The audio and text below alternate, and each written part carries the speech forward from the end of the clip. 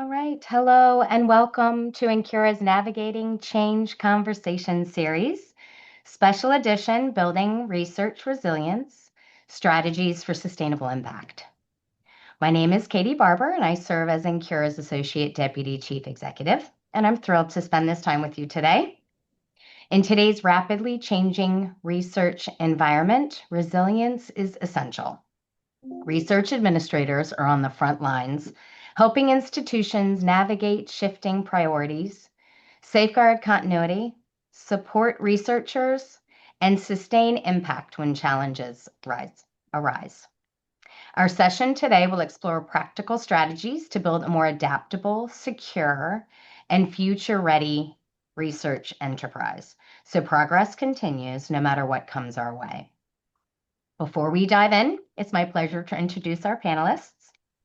Dottie Waters, Director, Sponsored Research and Programs, Virginia State University, and Matthew Kingor, Senior Solutions Consultant, Cayuse. Dottie and Matthew, we appreciate you joining us today. Welcome. And with that, let's get started. Dottie, I'll hand it over to you to kick us off. Fantastic. Thanks very much for the introduction, Katie. I'm excited to present, so thanks for having us as well. By way of introduction, Dottie Waters, Virginia State University. Matt, did you want to introduce yourself as well? Sure. Dottie, I'm a senior solutions consultant and the team lead for our solutions consulting team at Cayuse. That's my day job currently, but my background's all higher education and research administration. The last 5 years with Cayuse, but before that, I was at Rice, I was at SMU, and most recently, the University of Texas at Dallas, where I was a team lead there. So my job not so long ago wasn't that different than yours, Dottie Waters, my friend. I see in the chat someone said, I love Cayuse. I saw lots of Texans introducing themselves in the chat, and I love that. Shout out Okay, from Region 5 to all of you. I'm still based in Kerr Region 5. I'm in Dallas, Texas. wonderful.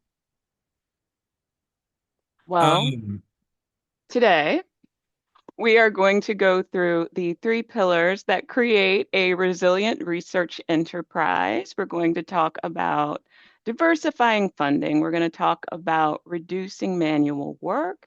And we're going to talk about improving tracking and reporting. Matt can talk about this very much from the perspective, not only of research administration, but from the Cayuse perspective. At Virginia State, where I work, we are implementing Cayuse and we are going through a bit of I'm going to say research administration renaissance. So I can speak to sort of how we've been implementing these procedures over the past couple of years, but looking forward to keeping this one light and low key and to engaging you guys in the chat as much as possible. well, since we've already done introductions, maybe we should fly through, Dottie, those intro slides and get into the meat of it. You and I have had these conversations a number of times. In fact, we've done some similar presentations to this one because why not? It's a great topic. We work in a very uncertain time in a very uncertain field. And I remember the first time we talked about this, I said pillar one's going to be diversify funding. And you said, that's great, but I still remember we were talking about this, we were putting ideas together. The first time I said, pillar one's got to be diversify funding, right? That funding's the lifeblood of a research enterprise. And if you're too reliant on one source, that's a big risk to the institution. What did you say to me? You said that's like when you go to the doctor. And he says you just need to lose weight. And you go, I mean, diversify your funding. It's not that simple. It's not that quick. If it were that quick and easy, everybody would do it. Yeah, yeah. How's the question, right? Hmm. Um, So when we've talked about this before, what did we come up with to maybe present some strategies around this, make the lofty goal something a little more digestible, something so when we start off, people aren't immediately tuned out, just saying like, yeah, we all wish we could, but how? So we tried to dig into the how, right, Dottie? Um,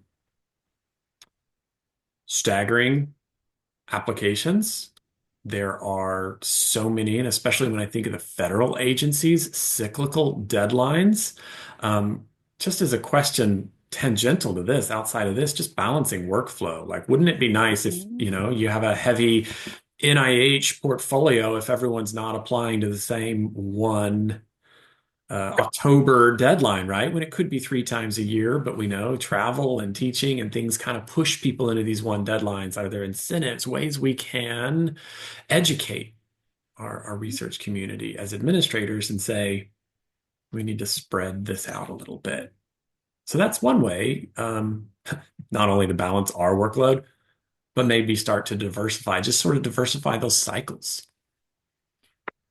Um, Definitely. Short-term and long-term funding mechanisms. Um, and a wide range of granting agencies. You know, these two remind me of something you and I had talked about previously, Dottie, and I thought you had a story about you had a very real episode at Virginia State. There was a program that found itself under fire, right? In the Yep. crosshairs of funding cuts and funding pauses. Yeah, absolutely. What did you do? What happened? I feel like research administration has become almost like group therapy at this point because we all have our horror stories about all of the funding that we lost earlier this year.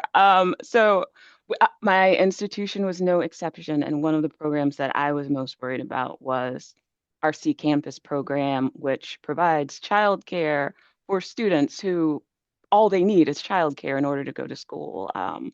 And we were fortunate in that case that the PI of the grant was able to identify a different funding source. But I mean, I've been so impressed with the way that our principal investigators have been able to pivot. Like you said, balancing those funding mechanisms.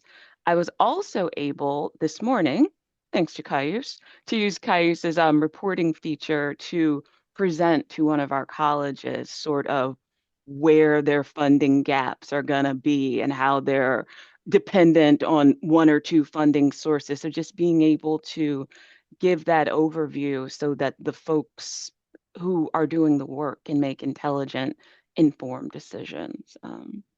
I Was love that. That was a conversation you just had with with chairs or a dean. Yeah, literally this morning. I do not know why I booked it the same day as today, but but But you yeah, know, I always ask you, I always want to come back to this when you and I are talking about this topic. Like I always want to know, but how are systems, and you know, thanks for being a Cayuse customer, right? But there's other systems. How do technology help and identify, pursue alternative funding sources, but also to your point, like how do they identify gaps? How do they highlight the need? So for you, it's just a reporting question. You were able to you just put a table of data in front of them. I mean, like how did you go into the conversation?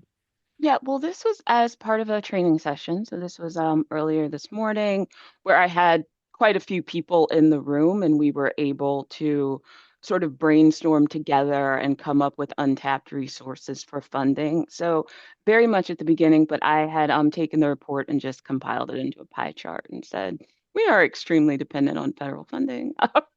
What other sources are there that we could think about? But I was able to have that conversation because, for starters, I had the data. Yeah, yeah, and it sounds like that conversation is going to be ongoing. Are you hopeful for any next steps with that data? I mean, I guess they've got to let that digest for a minute. You know, you've just you sent it to the stakeholders, and what do you think? What are you hoping happens next? The stakeholders had some darn good ideas, to be honest with Really? you. I thought that some of these ideas are worth exploring, and Any you can the share? And the decision makers were in the room, just reaching out to industry partners, reaching out to I love it. just the different people that they work with every day who they do have these connections. But like you said, we get so in that mindset of going after the same funding mechanisms over and over again that it's that old commercial where it's like, gotta make the donut, like gotta make this NIH deadline every single year.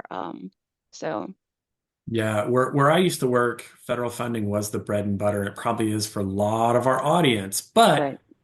we're educating grad students and graduating them and putting them in the workforce, and we know those relationships are there. And it used to just kind of be that was all gravy. That was just the icing on the cake when they came back and oh, this industry partner is going to sponsor something. Well, that's great. Our Yeah. tech transfer office is going to get really excited about that. But now it's like, yes, we absolutely have gaps in federal funding we need to fill in, and Mhm. maybe that's where relationships can come from. Philanthropic, industry partners.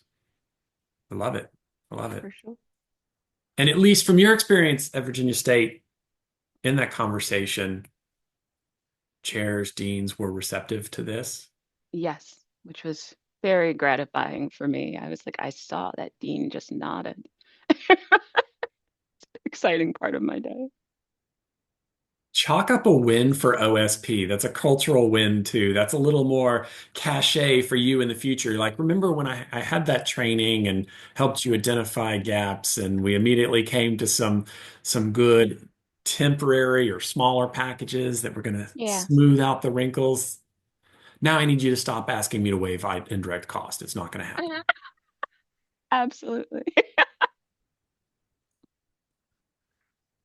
What did we say after that first lofty pillar, diversify funding? What did we say? The second pillar was going to be focused on efficiency and specifically maybe where we can cut down on really labor intensive manual processes. Everyone who's joining us today whose system is email and Excel spreadsheets, listen up, right, Dottie?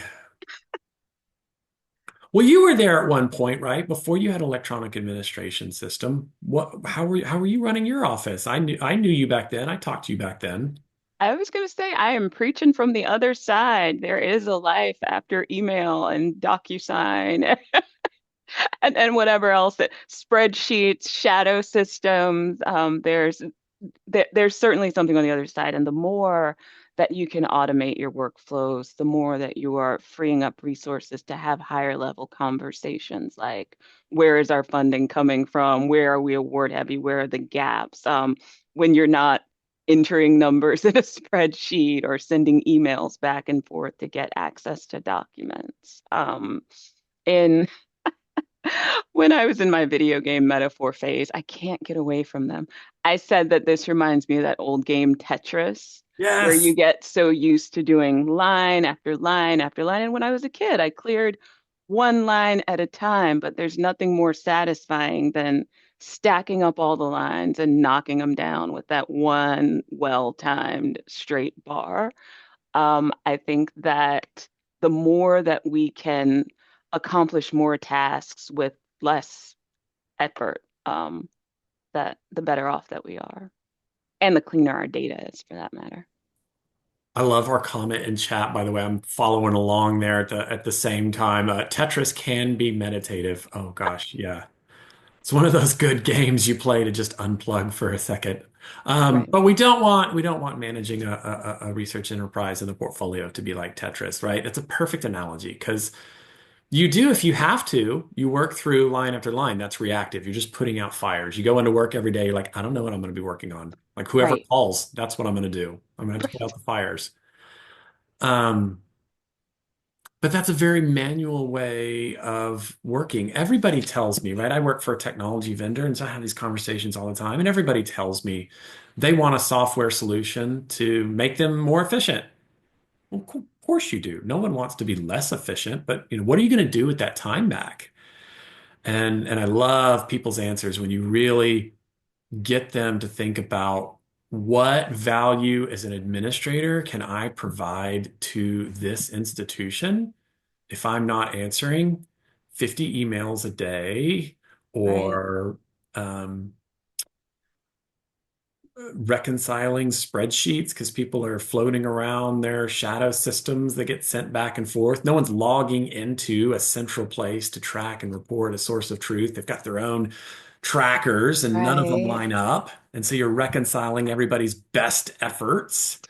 Um, that's a lot of manual work. How do we reduce manual work? Well, we're already talking a little bit about it.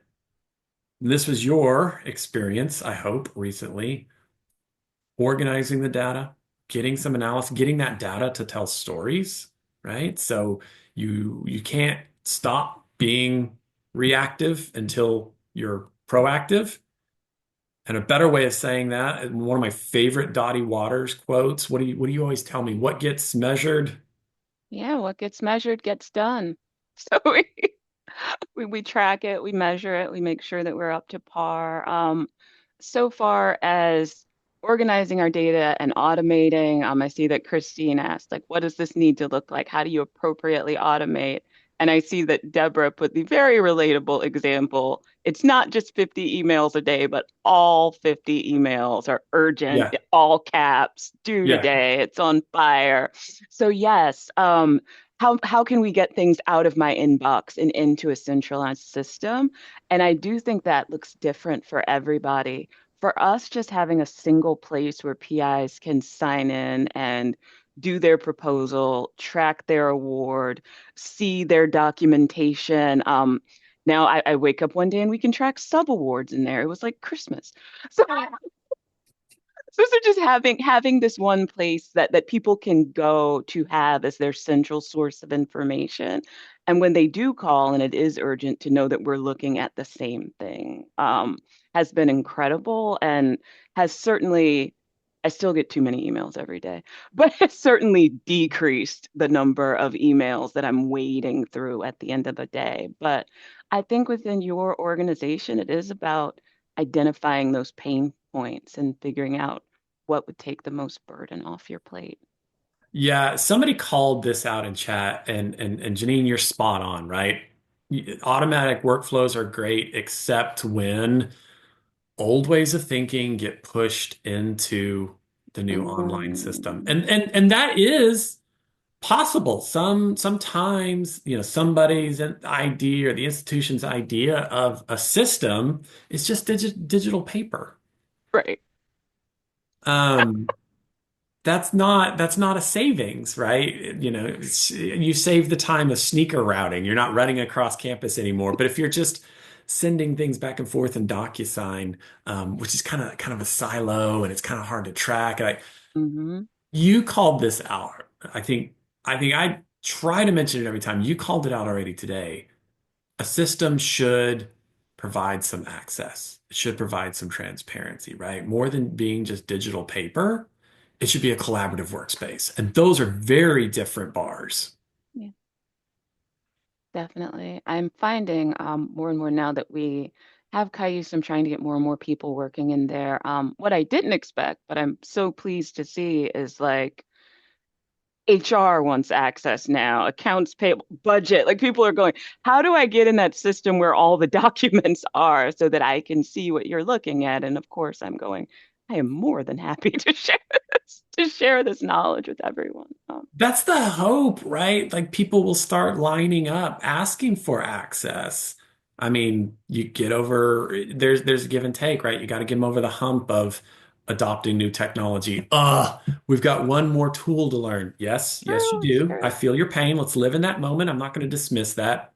When you get over that hump and you decide that you want access to information up to date, real time, you want a self-service reporting, and come talk to me, right? Because that's the metric on the other end of reducing manual work, right? That's the gold standard. Definitely. Um, and then improving communication too. I think, right? Like we talked about getting rid of the emails, but um,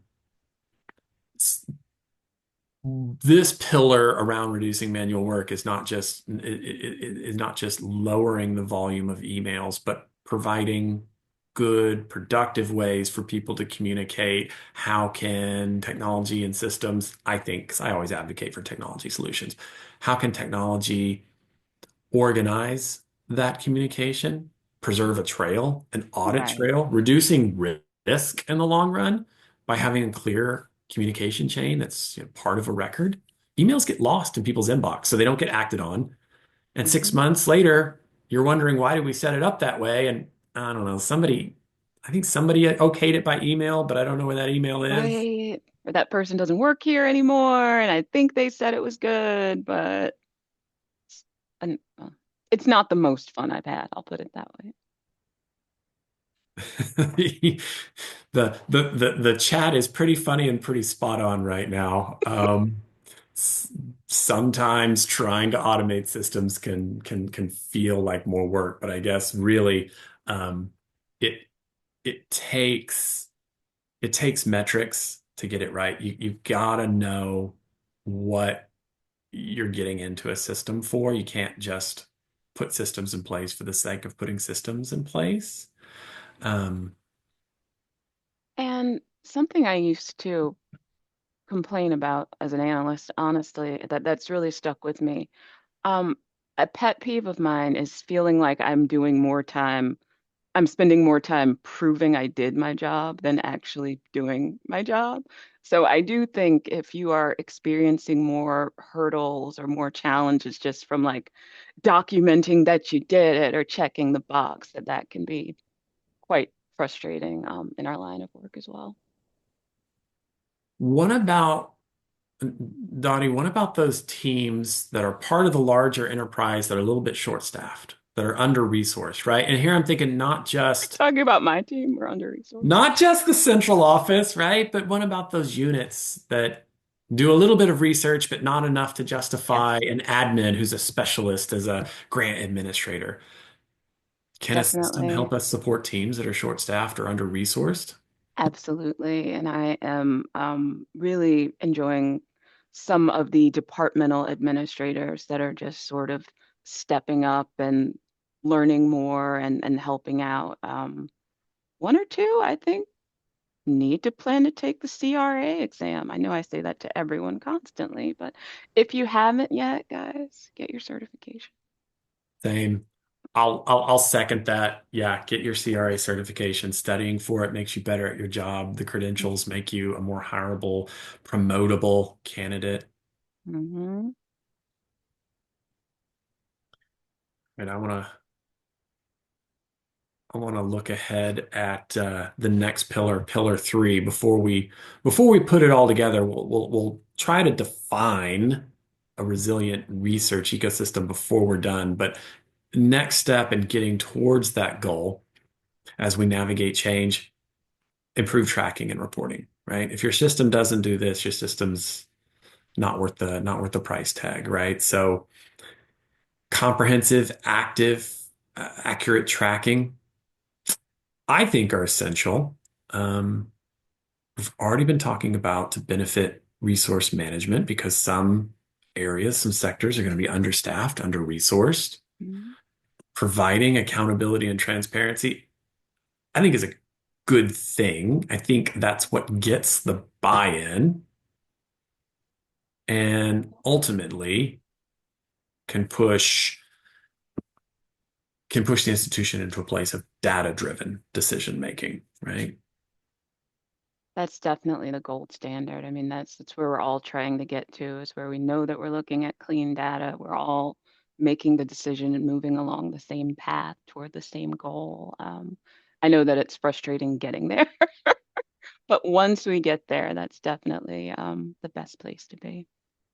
You were already talking earlier about using reporting. You had that great story, a real anecdote about prioritizing an at-risk project, and reporting could Hmm. do the same to prioritize and identify high impact projects now in these times during funding uncertainty, because I don't think this uncertainty is going to resolve itself in 2026.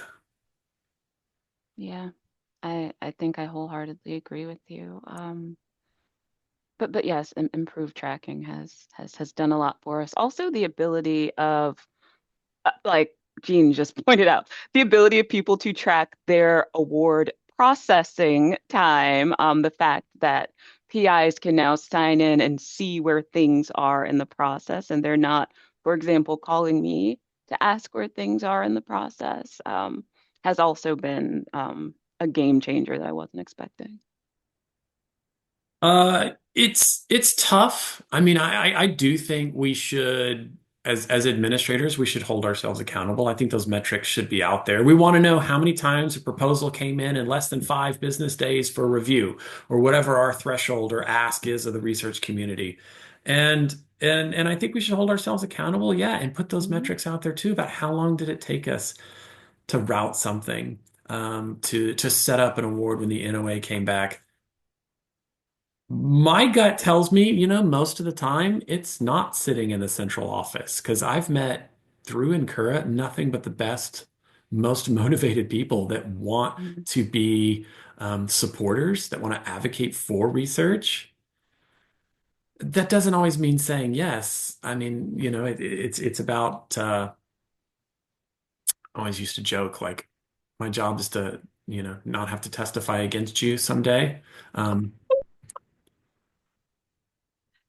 I admire because our colors are orange and blue. We always say, I wear orange because I want to, not because I have to.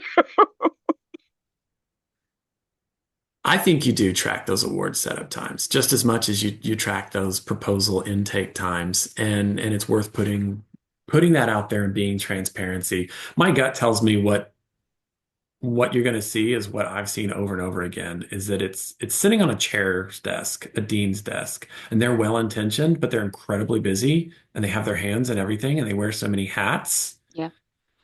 And if they've been given nothing but manual systems to track on Excel or answer an email or a DocuSign request, like people that have to teach and run a lab and manage faculty and mentor grad students and all the other things do get distracted and create bottlenecks. It's probably not sitting on my desk or Donnie's desk or one of our, right? It's probably not a question of why don't you just sign it? Why isn't it set up yet? Well, it's probably someone really busy, some distracted person needs a better dashboard, needs an Right. automated reminder, needs a view of the workflow chain, start to finish, to see where things are parking, right? And I don't think that people, especially when you're working with other offices, I don't think that we always recognize that HR has a whole piece of it that they have to do, or that procurement has their whole thing that they have. So I think that often we kind of think that that should be turned around quickly while we have to do our whole job. But so too does everybody else across the institution. So I think that can be a piece of it sometimes, as well as not knowing where those processes land and why it's important. And systems work, manual work becomes automated and efficient, and if that third bullet point, if you know why you're getting into it, right? Mm, In an implementation or any reconfiguration, any updates, know what you're tracking, know what does improvement look like for your office? How do you measure yourself for success? You've got to be able to define that. You've got to have a mission. You've got to have metrics against that. Because I I already quoted you once, Dottie, right? What gets measured gets done. yeah. And I would say another main benefit of tracking processing times within your office is when you have to go defend your office in front of upper administration and show that your people are working. We processed this many proposals this quickly. This is our turnaround time. It used to be this. So tracking your own metrics so that when it's time for you to get the kudos that you rightly deserve, that you were writing it down the whole time. And I love groups like Encura, a professional society that's going to bring people together with a similar mission. Share data, Right. please. I mean, you lean on that professional network. If you don't put this on your website, at least like have these conversations at the next annual or regional meeting with peer institutions or institutions that you're benchmarking yourself against, right? What is your ratio of proposal volume to grant specialists? And Mm, what is the ratio at the next 5 peer institutions for your institution? Does it match up? that's a beautiful one. I'm gonna do that when we get off this call. Yeah. And Dottie, when you calculate those numbers, share them with all of us. But that's how you can be an advocate for your office, an advocate for change, right? Knowing, man, we're understaffed by this Right. definition. Not just, I We're feel like we understaffed. are. We're understaffed because I'm still answering more than 50 emails a day. That is also a good metric. Let's get the emails down. Um, well, ultimately, if we can, bring this back together and pull the three pillars, diversifying funding. Great advice from the doctor who is like, yeah, just lower your blood pressure. Okay, but how? Um, reduce manual work, improve tracking and reporting. We're talking about getting towards a state that's going to enable us as research administrators, as research administration offices, to navigate change, to build a resilient research enterprise. Um, so what is this? This is what what we talked about, right? Like what we think the end goal is, but how do we define that? And on the screen is the best we come up with. It's flexible, it's dynamic, it can adapt to support sustained production, dissemination, application of knowledge, right? That brought to support research, even in the face of while we're here, what this series of webinars from NCUR has been about, right? The face of Mhm. funding disruptions, policy changes, other challenges. This is the new normal, right? How do we navigate the storm? How do we steer through the new normal? Um, infrastructure, it's got to be sustainable. I don't think taking a paper process and digitizing it is sustainable infrastructure, Right. right? And to those comments in the chat that are 100% fair, like XYZ systems caused us more work. Like, let's, I think there's a question there. How Yeah. sustainable is that going to be? Now, that may be to benefit some other office. Like, in all fairness, that may be because HR and procurement and all those other Mhm. teams that we have to partner with, that may be to meet their needs and not our research administration needs. So, but if we're talking about an ERA system, electronic research administration system for the grants office, I should have a sustainable infrastructure. Definitely.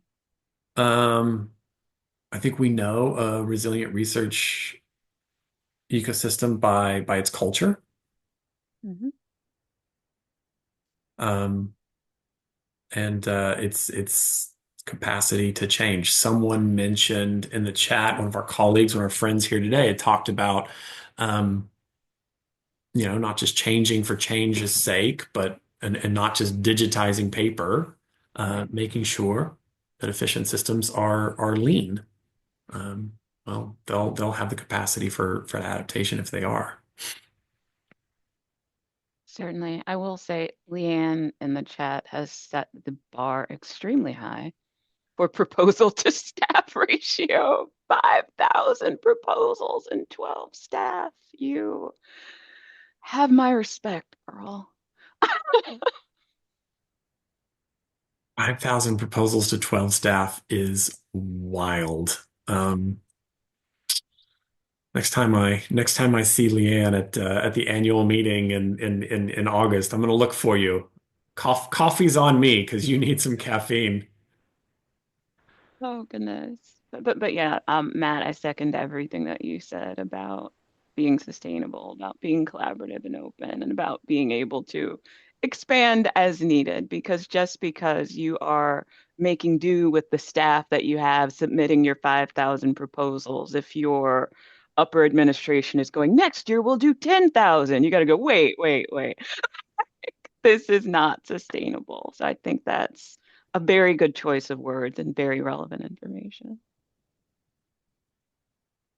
We should pause for questions. There've been a lot of great conversation in the chat, but if anyone has questions. I haven't seen a whole lot of, pointed questions for us. We absolutely have some time to still to address them, and we can circle back to, what this means for Dottie and her role, or, what how systems or technology or just process improvement plays a role. Right. I don't see any questions in the chat immediately. I want to provide some additional resources beyond just a webinar. Cayuse has a web page on this topic that they put up for us.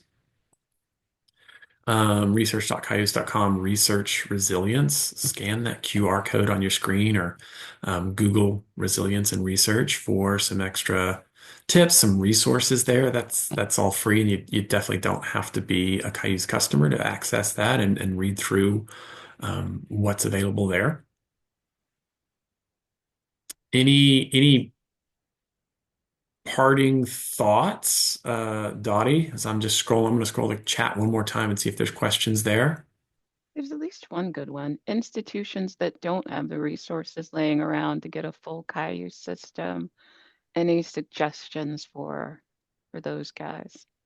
Yeah, that's a really good question, because we're talking about, the need comes from less funds to go around. So it's not like we're going to get rich enough to just start buying Mm, solutions and answers anytime soon. Um, Definitely look at what's available at the campus that could be repurposed to benefit research administration. Um, we all have an email tool and a spreadsheet tool and a calendar tool, but what else is out there? And that might be a conversation to have with a chief information officer or someone in IT. Most institutions even have a web page of this somewhere, where you can kind of look and see what products do we have that are available on campus. I talk to people all the time about dashboards, and I say, are you using dashboards in Tableau or Power BI to get the analytics that you're asking me for? People say, no, we don't have that. And I say, well, sometimes I just Google the institution. I'm like, it does look like someone somewhere at your institution has an analytics tool. Now, right. that doesn't, dashboards don't build themselves, but let me let you in on a secret. ChatGPT builds a pretty good dashboard in Tableau.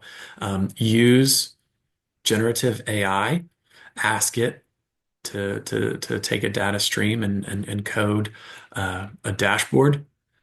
And then you just need to be able to, as much as you can, access your data, get that into a dashboard. But the combination of generative AI and an existing institutional license to something like Power BI, if you're a Microsoft institution, so many of us in higher ed are, or Tableau, you'll very quickly get some really great dashboards. And then you just iterate on it. And V1 may not be what you want, but it's a starting point, and then maybe bring in a team that can look on it and kick the tires and say, how do we make this better?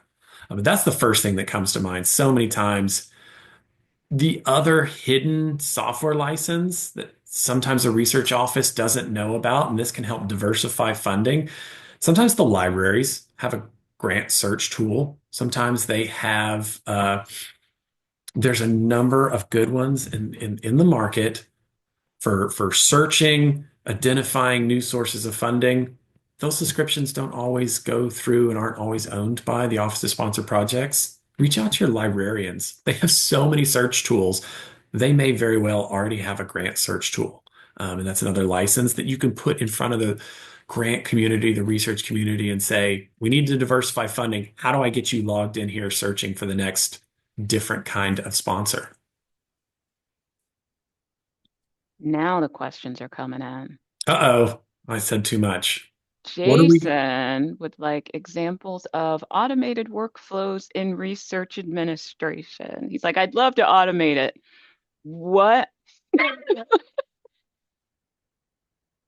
How much can we automate, Dottie? What did you went from tracking on spreadsheets to using the Yeah. system? What were you able to automate, shortcut, make smarter? Yeah. Hmm.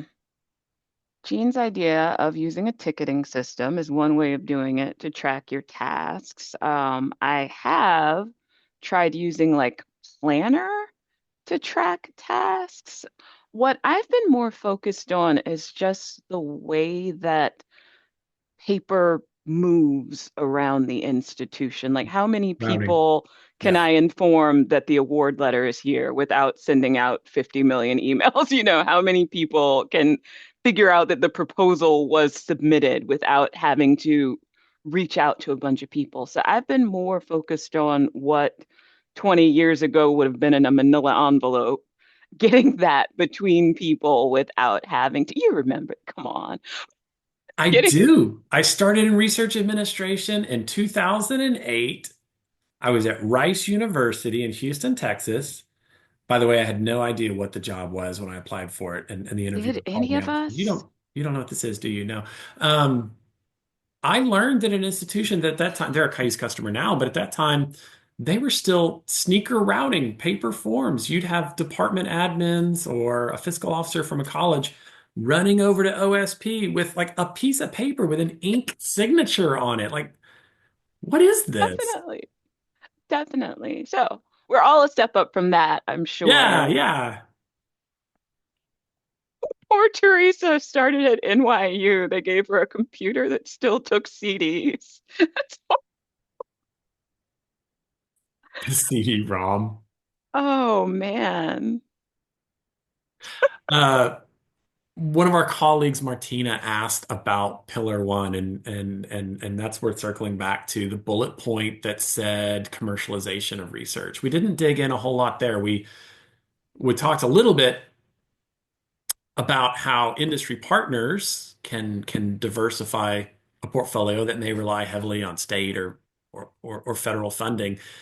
Those industry partners working with your labs on campus are they tend to be very interested in commercial outcomes of research, right? They want to look at, they don't want to just build better widgets. They want the next technology, right? Like a patentable idea. Um, and if you have a technology transfer or technology commercialization office on campus, that's another revenue stream. Back to the unit, back to the researcher inventor as well. So commercialization of research is for those labs that are working on um, new novel ways of solving problems, something that can be protected, patented, and then licensed back. Um, and a technology transfer, technology commercialization office is there to partner with a good one, right? Should partner with the Office of Sponsored Projects. So industry funds come in, research gets done, technologies spin out, and then those technologies are licensed back for use with that partner or other partners who might be willing to pay and provide additional resources to the institution. That's commercialization of research can be a revenue stream. Thank you for that. Also, guys, don't miss it. Alexandra put a very specific way that she's using Power Automate in forms in the chat, but she broke it down for us, which I greatly appreciate. So don't miss that. Shija asked, are there examples where institutional processes have adapted to the evolving funding landscape? Matt, you work with more institutions than I do. I can say, like, I've spent more time in Proposal Central recently, but it's not quite. I am sure there's a more overarching example than that in your repertoire. And I'm scrolling through the chat too, and I don't see the question or the comment you were responding to. So can you tell me The again, question Dottie? is, I'm curious to know if there are examples where institutional processes have adapted to the evolving funding landscape. For Oh yeah. example, how have processes adapted to shifts from feds to foundations or from feds to industry? Has anybody changed their whole process? I think, yeah, I think what you see are regular incremental change, the whole process, no. I mean, I hope nobody's throwing the baby out with the bathwater, but we're all seeing additional scrutiny and oversight. Um, Institutional processes are, I would answer that question saying I've seen a lot of growth and in new institutional offices, especially around compliance and oversight.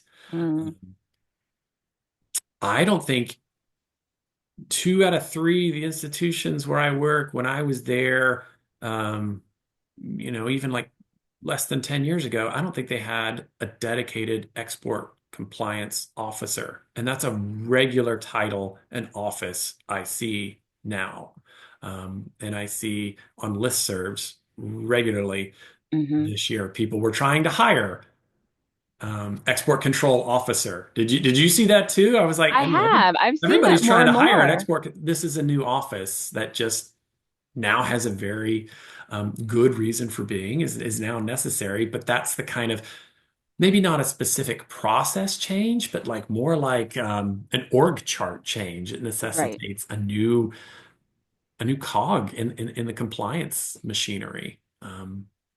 Because more than 10 years ago, everybody was talking about foreign collaboration and influence, but we talk about True. that differently now as, more about, well, export control and like foreign talent programs. And so that's one that comes to mind for me is like new offices, new titles that are coming into the greater landscape. That makes sense.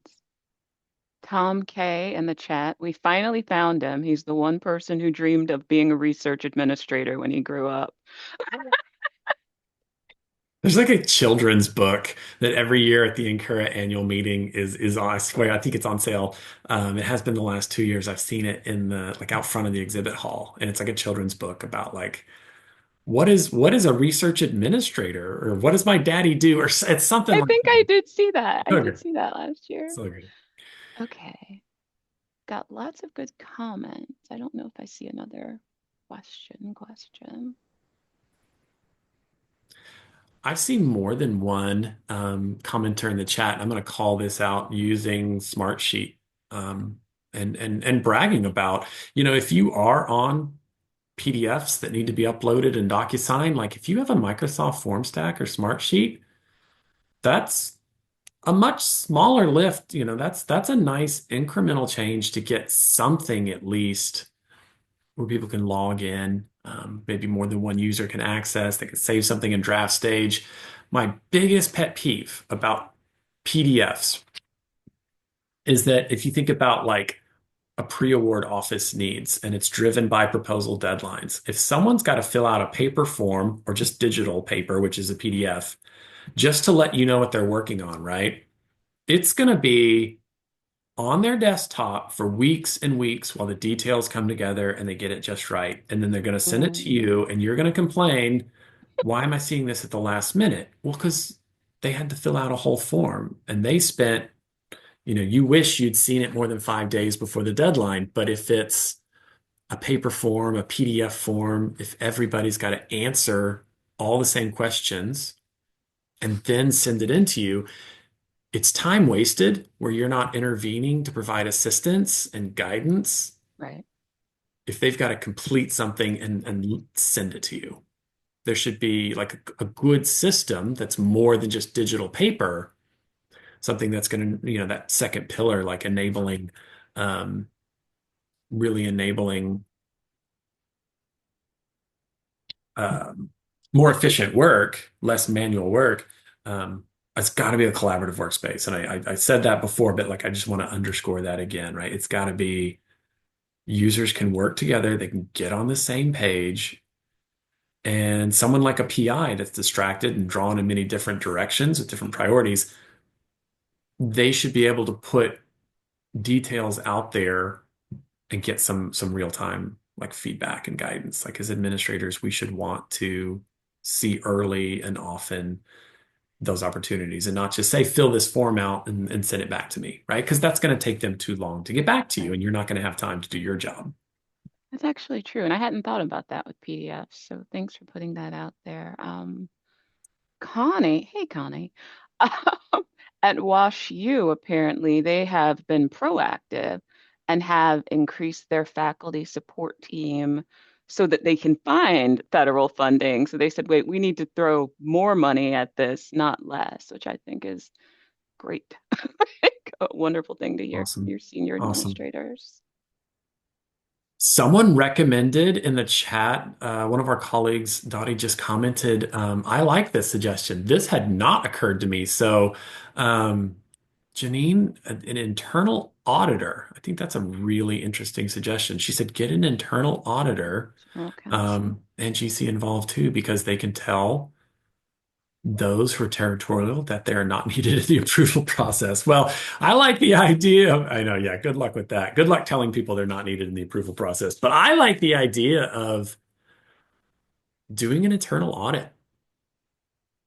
Yeah, I like that. I think that can help define those metrics, right? What is success going to look like? Or even just benchmarking. Where are we today? I feel like we're doing a good job. Like, okay, is there is there someone that can put an independent lens to that and their stamp on it? Like, yeah, here's X, Y, and Z reasons. Like, here's the data telling a story. Um, with or without systems, you can do an internal audit, right? Even if you're on paper, even if you're Excel tracking, I like that suggestion.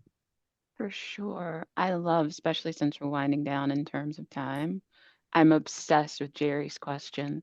What happens when the research office has Mhm. incorporated all these improvements? We're at our happily ever after, things are running good. What is our next goal? How do we know that we made it? This is like for journaling later. Yeah, this is our next webinar topic. Dottie and I will plan around. Jerry just spelled it out for us. What do you think, Dottie? Um, I, well, for me, my goal currently is always to create a place where PIs can, where research can be completed and isn't so much of a burden. So for me, just like happy smiling PIs, like people not cringing when they think about submitting a grant. So for me personally, just the vibe is better. Everyone can go to work and come home. A junior research administrator asked me recently, like, what success looks like, and I honestly told him it's not burning out. So somewhere in the middle, not burning yourself out and being able to create an institution where the researchers can focus on the research and the work is getting done. Yeah, yeah, 100%. I love that answer. Um, the skeptical answer would be like, hey, as soon as we think we get it right, somebody's going to change the rules of the game on us again. So, like, Jerry, the other side of me wants to say, like, as soon as you get it right, don't worry, everything's going to change and we're going to start over. But also, I mean, those in the chat that have mentioned like lean practices and Sigma Six, like I think they would the message there is like there's always room for improvement, right? You should Yeah. continually come back, reevaluate, and improve. So maybe not the cynical side of me, the like doubtful sides. Like, don't worry, let's change the rules of the game. As soon as you start racking up the score, they're going to change the rules of the game on you. The other side of that is just like there's always going to be room for improvement. You're not wrong. I'm glad, Dottie, you went first because your answer's the better one. Happy faculty, not Yeah. burned out admins is what Yeah, I those call are it. calling out our customer is the PI. Happy PIs are, yeah, I totally agree with that, right? That's your customer.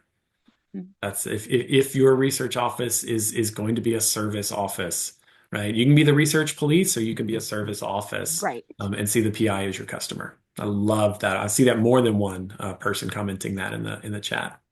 Yeah. Happy PI, happy life. Thank you, Chief. These are like all the new signs for your desk, Dottie. We should put these out. Um, should we take one last question? I think we got about 5 minutes left, and there's a good one from one of our friends in the chat. Denise asked, I'm going to make you answer this, Dottie. Do you have any Okay. advice for entry-level research admin person um, that support? Well, the question is, do you have any advice for entry level that support senior analysts? Um, a great Yes. question too would just be, what's your advice for entry level research admins right now? Whew, in Well, this day and age. the advice that was given to me when I started was give yourself a year. You really need to see a full grant cycle before you even know what you're getting yourself into. So don't even try to drive until you're a full year in and you've seen it before. Lean on your senior colleagues. Understand that everything's going to be different. It always depends. There's so much gray. It really was different last time. Like you're not crazy. But give it a year would be my advice to any entry level research administrator. 100%. Give it a year. The grant cycle is long. I mean, most of the time you're going to get a proposal, you're going to review it, you're going to submit it, you're going to wait, you're going to hurry up and wait for feedback. It maybe gets funded, you get it set up. It's 6 months to a year. Give it a year because that's the cycle. That's the timeline in the world we live in. Dottie is spot on. That's great advice. Alexandra gave us a great asterisk because she said 3 years, the first year to see it, the second year to do it, and the third year to get it right. Mic drop moment. Wonderful, wonderful. Research administration is for those who are okay with never mastering your position. Hmm. Definitely.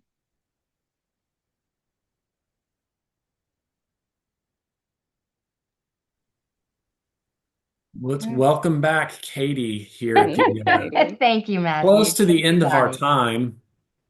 We are. We are. Thank you so much, Matthew and Dottie. This was outstanding. Thank you so much for such an important conversation.